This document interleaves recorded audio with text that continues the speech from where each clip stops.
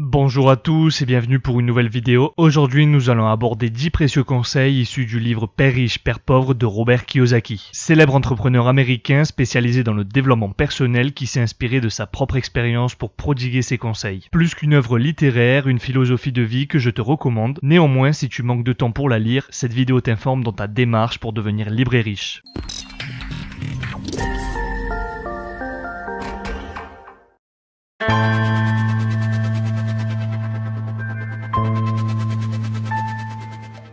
Le chemin qui mène à la richesse est parsemé d'obstacles, et très souvent la seule solution pour les franchir se fait par le biais d'un travail acharné. Mais travailler sans objectif ne mènera nulle part, et pourrait même empirer ta situation. Donc pour justifier tous ces efforts, tu dois avant tout hiérarchiser tes priorités et élaborer un plan de manœuvre dans le but de devenir riche. Une stratégie facile à mettre en place consiste à dresser deux listes, les je ne veux pas et les je veux. Par exemple, je ne veux pas que l'on me donne des ordres, je ne veux pas travailler toute ma vie, ou encore je ne veux pas être dépendant de mon travail. Et au contraire, je veux être libre, je veux avoir le contrôle sur mon temps de travail ou encore pouvoir voyager et profiter de ma famille. Dès à présent, examine la situation, pose-toi les bonnes questions et dresse la liste de tes motivations. En l'échafaudant, cela te permettra d'y voir plus clair, ce qui te mènera tout droit vers le succès.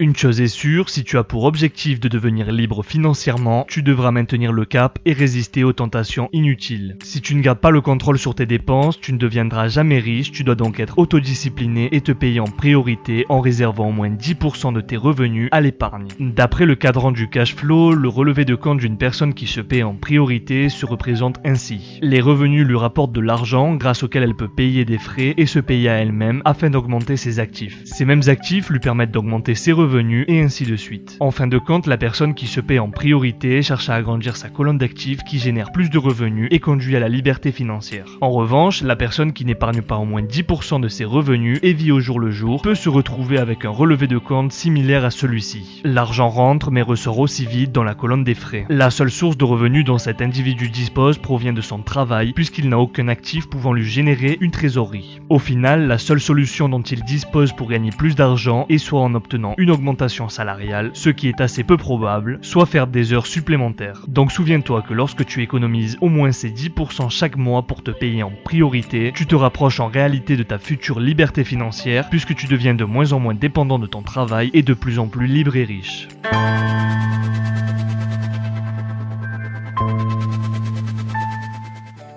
Antoine de Saint-Exupéry a un jour dit « Fais de ta vie un rêve et de ton rêve une réalité ». Autrement dit, tu as le choix entre rêver ta vie ou vivre tes rêves. C'est donc là qu'entre en jeu le pouvoir de décider entre continuer à avoir des problèmes d'argent et entre le fait de devenir riche. Comme nous l'avons déjà abordé, le pauvre a la mauvaise habitude de rechercher les plaisirs furtifs et immédiats puisque grâce à son dur labeur, il le mérite bien. Et c'est justement cette mentalité qui le pousse à des frais inutiles, à en abuser et le conforte ainsi dans la pauvreté. Néanmoins, le riche est celui qui a des frais calculés et donc intelligent. Attitude positive qui va le rendre encore plus riche. Un exemple à ne pas suivre, c'est prendre l'habitude de partir en vacances à crédit. Pratique courante, adulée par une majorité et pourtant qui te rendra encore plus pauvre car de retour de congé, il te faudra tout rembourser. En revanche, avoir le réflexe d'épargner tous les mois 10% de ton salaire va te permettre de financer ces extras sans avoir recours à un prêt, démarche qui te conduira vers la prospérité. Donc tous les jours, rappelle-toi que tu as la possibilité de choisir, aussi choisis d'être riche.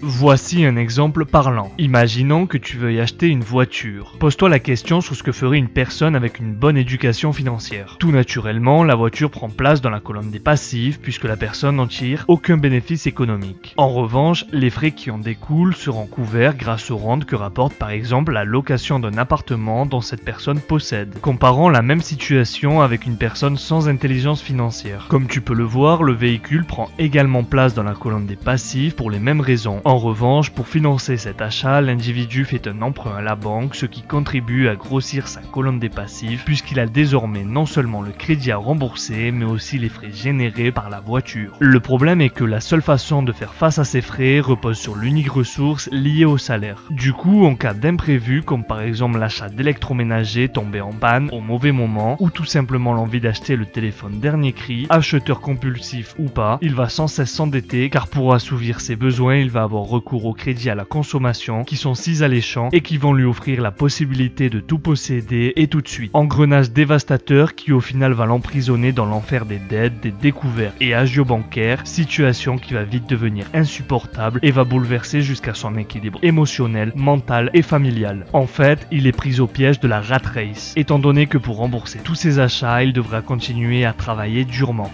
Donc si tu es toi-même dans ce cas de figure, réveille-toi. Il n'est jamais trop tard pour adopter le bon raisonnement. Augmente ta colonne d'actifs pour pouvoir acheter sans danger ce que tu désires dans la vie.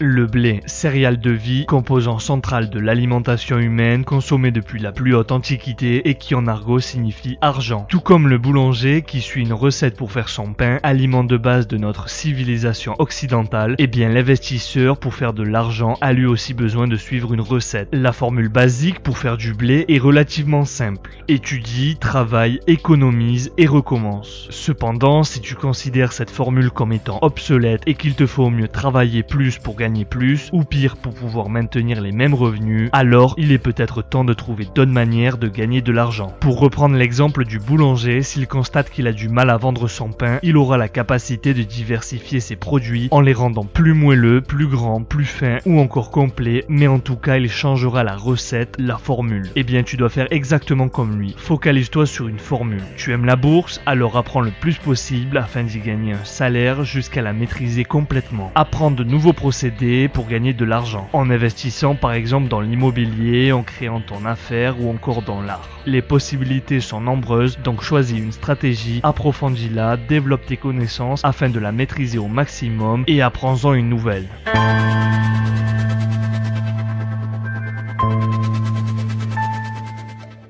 À l'arrivée des premiers colons en Amérique, ces derniers furent déconcertés par une pratique culturelle que certains Amérindiens avaient adoptée. À titre d'exemple, lorsqu'un colon avait froid, un Amérindien lui tendait une couverture. Tenant pour acquis que la dite couverture lui avait été offerte, le colon était souvent offensé quand l'Amérindien venait la lui reprendre. Les Amérindiens se mettaient aussi en colère quand ils se rendaient compte que les colons ne voulaient pas leur rendre les objets prêtés. C'est de là que l'expression « donner à l'Indien » tire son origine. Dans le monde des finances, donner à l'Indien signifie tout simplement le temps que l'on va mettre pour récupérer l'investissement que l'on a fait. C'est très facile en appliquant une formule mathématique basique, le ROI, Return of Investment ou retour sur investissement. Il suffit de soustraire les revenus générés par l'investissement réalisé, le tout divisé par cet investissement et enfin multiplier le résultat par 100. Je m'explique. Imaginons que l'on vend une maison au prix de 200 000 € alors qu'elle nous a coûté 160 000 €. Donc en appliquant la formule, à ces 200 000 €, il suffit de soustraire les 160 000 €, le tout divisé par 160 000, ce qui donne 0,25 que l'on multiplie à son tour par 100, ce qui donne un bénéfice de 25%. Le ROI est donc de 25%. Autrement dit, chaque fois que tu as investi 1 €, tu en as reçu 25 en retour. Donc lorsque tu effectues un investissement, il est fortement recommandé de faire ce calcul afin de ne choisir que le ROI le plus élevé possible et donc obtenir la meilleure rentabilité. Le ROI, c'est l'indicateur roi.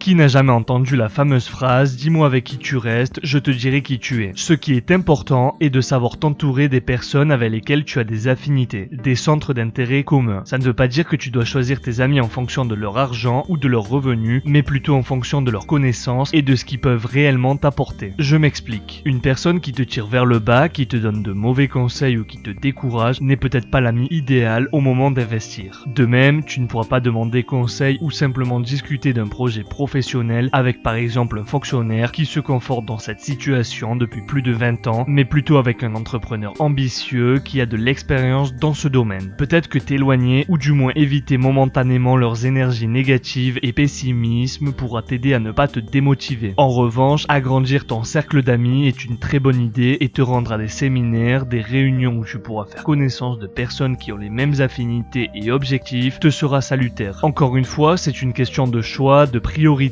Tu peux avoir des tas d'amis, tous différents les uns des autres, mais sache t'entourer des bonnes personnes.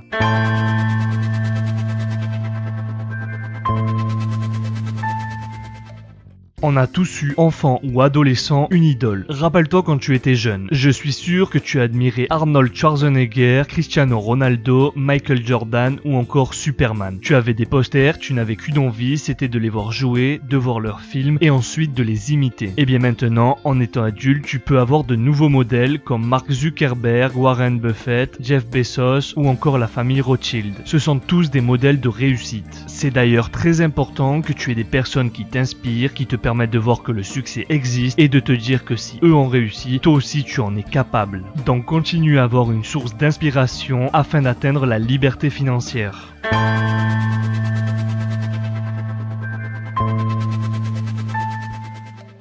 De nos jours, nous avons la chance de vivre dans l'ère de l'information où tout est interconnecté. Le numérique nous fournit une source de renseignements extraordinaire et très précieuse. Malgré tout, la plus grande différence entre les riches et les pauvres se trouve dans l'utilisation de l'information, la mise en pratique des conseils recherchés. Si tu es pénalisé par le manque d'éducation financière, tu devras la compenser par ta soif de savoir et ton ouverture d'esprit. Promène-toi dans la maison d'un milliardaire, l'une des premières choses que tu verras, c'est une vaste bibliothèque de livres. Les pauvres lisent des romans, des magazines pour se divertir, alors que les riches, eux, lisent pour apprendre, pour avoir plus de connaissances qui vont ensuite leur servir à mieux réussir. Prenons l'exemple de Warren Buffett qui estime que 80% de sa journée est consacrée à la lecture. Toujours est-il que cette information, pour qu'elle soit de qualité, a un prix. En effet, si tu as un problème juridique par exemple, tu ne vas pas tout laisser tomber et commencer à étudier le droit pour résoudre ton problème. La solution, faire appel à un avocat ou un bon conseiller en fonction de son domaine de compétences. Par exemple, pour la vente ou l'achat d'une maison, tu feras appel à un professionnel du secteur immobilier. Il deviendra alors tes yeux et tes oreilles sur le marché et te permettra de continuer tes affaires dans les meilleures conditions possibles. Pouvoir se focaliser sur son business est la meilleure façon d'atteindre la liberté financière. C'est pourquoi faire appel à des professionnels qualifiés et compétents qui te donnent de bons conseils te fera gagner un temps précieux et sera donc le secret pour devenir riche.